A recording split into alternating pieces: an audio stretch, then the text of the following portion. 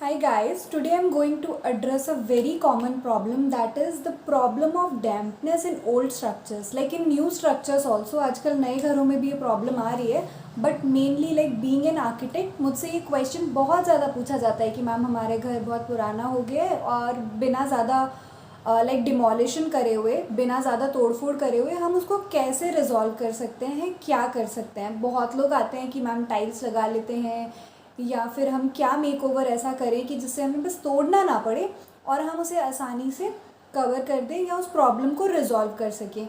तो सबसे पहले मैं इस प्रॉब्लम को एड्रेस करना चाहूँगी। ये बहुत ही ज़्यादा कॉमन प्रॉब्लम है आज के टाइम पे, बहुत ज़्यादा लोग ये इशू फेस कर रहे हैं और डैम्पनेस के कारण काफ़ी सारे हेल्थ इश्यूज़ भी होते हैं। बिकॉज डैम्पनेस जो है वो काफ़ी सारी बीमारियों का घर बना देती है। बहुत ज़्यादा डैम्पनेस होने के कारण आपको प्रॉब्लम होती है, ब्रीदिंग प्रॉब्लम्स, स्मेली हो जाता है रूम, काफ़ी सारे इश्यूज आते हैं। लेकिन सबसे पहली और इम्पॉर्टेंट बात ये है कि डैम्पनेस होती क्यों है। लाइक काफ़ी सारे इश्यूज लिस्ट डाउन करे हैं जिनके कारण डैम्पनेस आती है। तो let me explain you guys. होता क्या है कि डैम्पनेस के कुछ कॉजेज़ में से मेन कॉज ये होता है कि पुअर वेंटिलेशन हो सकता है आपके एरिया में, या आपका वो जो स्पेस है जिसमें सीलन आ रही है वहाँ पे आपके वेंटिलेशन अच्छा नहीं है। दूसरा रीज़न हो सकता है कि आपने डीपीसी, बहुत पुराना स्ट्रक्चर है, आपके डीपीसी डली नहीं हुई है, और डीपीसी डली हुई है तो वो इनएडुकेट है, वो मतलब प्रॉपर नहीं है, ढंग से नहीं डली हुई, अच्छे से नहीं डली हुई या कम है। ठीक है, होता है कि प्लम्बिंग इश्यूज भी आ सकते हैं आपकी बिल्डिंग में, कुछ पाइप लीकेजेस हो सकते हैं, हो सकता है कुछ कनेक्टिविटी ढंग से नहीं हुई हो पाइप्स की, या कहीं पे कोई ना कोई छोटा मोटा ऐसा लीकेज हो रहा हो या कुछ ऐसा हो रहा हो जिसके कारण वो सीलन आपको दीवारों में दिखाई दे रही है। इवन ब्रिक वर्क, जब आपका ब्रिक वर्क हो रहा है तब भी आपको ध्यान रखना चाहिए, क्योंकि ब्रिक वर्क भी अगर अच्छे से नहीं होता ना, तो जब आप उसकी तराई करते हैं, ठीक है, जब पानी देते हैं आप सीमेंट वाले, प्लास्टर जब आपका हो जाता है, जो सीमेंट वाला पोर्शन आपको दिखाई देता है, तो ब्रिक वर्क अगर ढंग से नहीं हो रखा है तब भी आपके घर में बाद में सीलन आने के चांसेस होते हैं। बहुत सारे लोग ये भी बोलते हैं कि मैम हमारे ना पड़ोसियों ने घर बनाया और इधर वाले पड़ोसियों ने घर बनाया, तो दोनों साइड की दीवारों पे हमारे वो आ रहे हैं, सीलन आ रही है, और बीच में पूरा पोर्शन ठीक है। तो मतलब उनकी साइड से भी कोई प्रॉब्लम है और पड़ोसियों की साइड से भी कोई प्रॉब्लम है, पुअर ब्रिक वर्क के कारण भी ये चीज़ हो जाती है।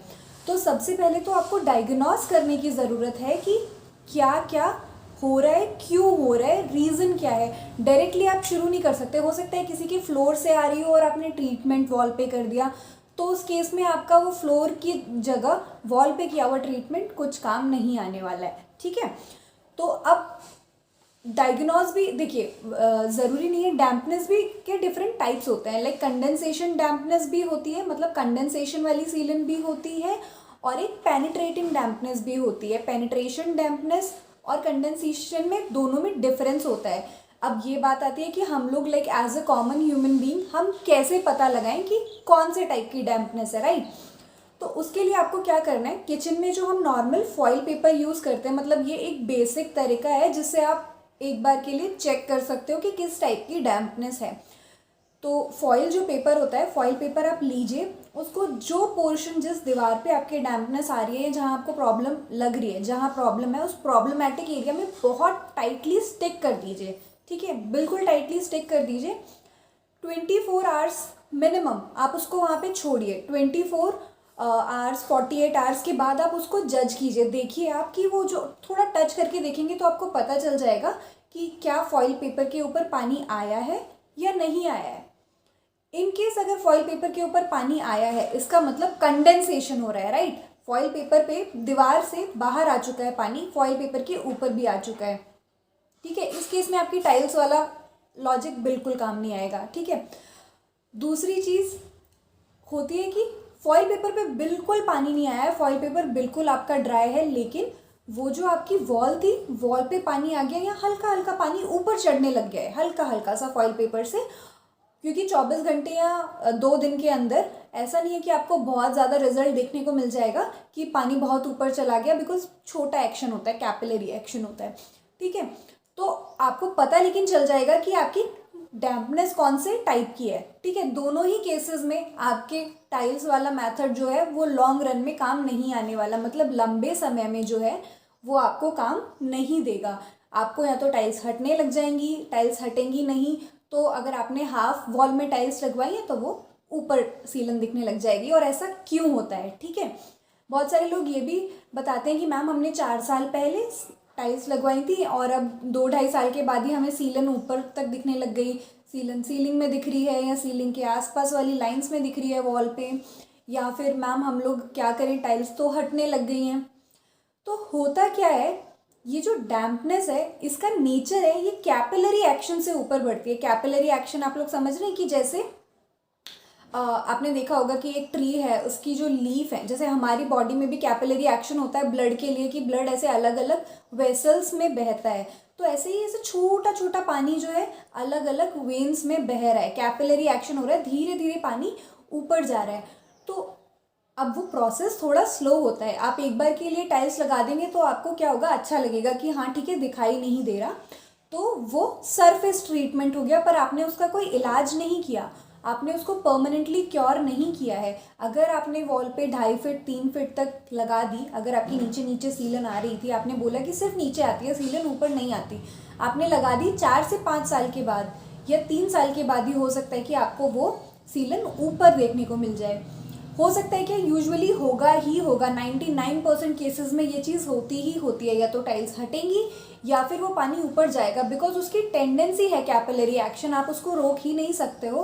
कैपिलरी एक्शन होगा तो वो टाइल्स जहाँ जहाँ पे है वहाँ पे आपको सिर्फ दिखाई नहीं दे रहा है, सीलन वहाँ पे अभी भी एग्जिस्टिंग है, वो सिर्फ आपको दिखाई नहीं दे रही है, तो वो क्या ऊपर चली जाती है पूरा, और फिर धीरे धीरे आपको या तो 2.5 फीट के बाद या 3 फीट के बाद वो दिखाई देने लग जाती है। और अगर आपने पूरी वॉल पर ही टाइल्स लगा दी है तो कई बार ऐसा होता है कि आपकी टाइल्स निकलने लग जाएंगी या वो सीलन और ऊपर पेनिट्रेट करने लग जाती है, जो कि और ज़्यादा प्रॉब्लमेटिक सिचुएशन है, बिकॉज ऊपर आपके आरसीसी है, राइट। तो अब मैं आपको बताती हूँ कि आप इसको एक्चुअली में ठीक कैसे कर सकते हैं। ठीक करने का तरीका, जो सबसे सही तरीका है वो है ट्रीटमेंट। सरफेस ट्रीटमेंट की जगह आप उसको बेस से ठीक कीजिए। लाइक टाइल्स लगाना इज़ लाइक कि आपकी शक्ल है, आपकी फेस है, फेस के ऊपर आपको कुछ डार्क स्पॉट्स हैं या फिर कुछ पिंपल्स हैं, एक्ने हैं, और आपने क्या किया, मेकअप करके उसको छुपा दिया, यानी कि टेम्परेरी चीज़ है कि आपने उसको इंस्टेंटली फिक्स कर दिया, बट वो ज़्यादा टाइम तक नहीं रहेगा। मेकअप एनी टाइम आपको रिमूव करना ही पड़ता है, कभी ना कभी आप उसको रिमूव करेंगे, पूरे टाइम आप मेकअप पहन के रह नहीं सकते हो। और अगर आपने वही चीज़ उस जो आपको प्रॉब्लम है एक्ने की, डार्क स्पॉट्स की, अगर आपने उसको ट्रीट किया अच्छे से, मेडिसिन ली उसके लिए या कुछ रेमेडीज़ ऐसे किए जिससे वो ट्रीट हो जाए, तो आपने अपना स्किन केयर किया, स्किन केयर किया तो आपने उसको क्योर किया। तो क्योर करना मतलब कि आपने उसको ठीक किया है, आपने उसको कुछ ट्रीटमेंट दिया है, आपने उस पर सरफेस ट्रीटमेंट नहीं किया, तो उस केस में वापस आने के चांसेस बहुत कम होते हैं जब आपने उसको ट्रीट कर दिया परमानेंटली। और जो मेकअप वाली चीज़ मैं आपको बता रही हूँ, उस केस में जैसे आपने टाइल्स लगाई तो उस केस में उसके बढ़ने के चांसेस ज़्यादा होते हैं बजाय कि घटने के, क्योंकि sometimes it might react also, right. तो अब मेन जो प्रॉब्लम है उसको हम रिजॉल्व कैसे कर सकते हैं। रिजॉल्व ऐसे कर सकते हैं कि जो हमारा प्लास्टर है, पुराने घरों में भी और नए घरों में भी ये चीज़ कर सकते हैं। इवन न्यू कंस्ट्रक्शंस हो रहे हैं वो तो ऑब्वियसली ध्यान रखें ही, डीपीसी अच्छे से करवाएं, और जब उनका ब्रिक वर्क हो चुका है उसके ऊपर वो बिटुमिन की लेयर डलवाएं या मॉडिफाइड बिटुमिन की लेयर डलवाएं, एटलीस्ट 6 mm थिक। तो उसके बाद प्लास्टर करवाइए और फिर आप अपना आगे का प्रोसीजर, पेंट, प्राइमर वगैरह सब कुछ करवाइए। तो सेम चीज़ जो ओल्ड कंस्ट्रक्शन है उनमें हम क्या कर सकते हैं कि जब प्लास्टर भी छूटने लग जाता है, जब आप देखेंगे कि डैम्पनेस हो रही है तो आपका प्लास्टर भी निकलने लग जाता है, पुट्टी छूटती है, चूना झड़ता है, तो उस केस में क्या कीजिए कि उसको पूरा अच्छे से थोड़ा स्क्रैच करवाइए और बेस कोट पे जो बेस लेयर है आपकी, ब्रिक वर्क थोड़ा थोड़ा दिखने लग जाए, वहाँ पे आप बिटुमिन या मॉडिफाइड बिटुमिन वाटर बेस की लेयर लगवाइए, 6 mm थिक मिनिमम। पूरा वो ऐसे पेंट ब्रश से पेंट कर देते हैं, और ब्लैक कलर का केमिकल होता है, bitumen is the name of the chemical, या फिर आप बिटुमिन शीट भी लगवा सकते हैं अगर सीलिंग में प्रॉब्लम है तो।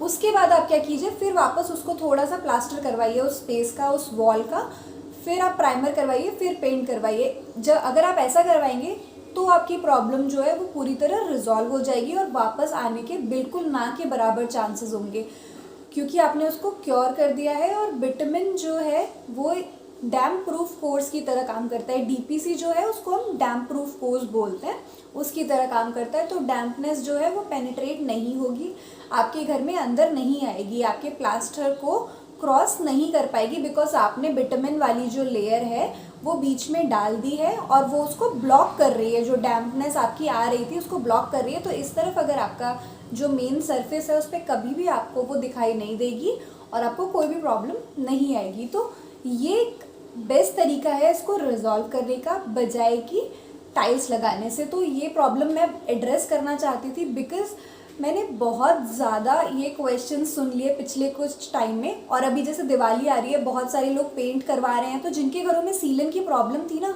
वो लोग वही कि क्या करें मैम, टाइल्स लगवा लें क्या, या ऐसे क्वेश्चंस बहुत ज़्यादा आ रहे थे। जैसे जैसे दिवाली क्लोज आ रही है, लोग रेनोवेशंस कर रहे हैं या थोड़ा बहुत मेकओवर कर रहे हैं घर का, तो उनके क्वेश्चंस मुझे इस टाइप के बहुत ज़्यादा आ रहे थे। तो मुझे लगा कि मुझे इस टॉपिक पे वीडियो बनानी चाहिए। और आपको अगर मेरा कंटेंट अच्छा लगता है तो please do like, share and subscribe.